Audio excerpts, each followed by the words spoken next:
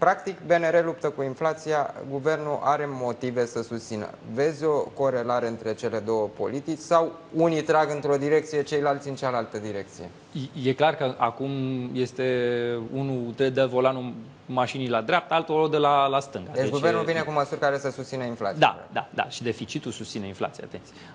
Unde ar trebui totuși și BNR să-și asume partea ei de vină este cât de târziu a putut să înceapă lupta împotriva inflației și cât de anemic a putut să o înceapă și totuși reacția, eu sunt de acord că au mai făcut și alte bănci centrale din lume lucrul acesta, dar a fost una greșit. Să inunzi piețele cu cash în trecut, înainte de pandemie, făceam un calcul acum câteva luni, 1 leu din 4 pe care le avem acum în buzunar nu exista înainte de pandemie.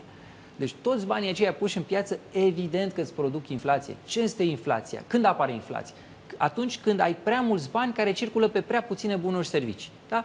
Eu sunt de acord. Și invazia Ucrainei, războiul din Ucraina a avut un rol.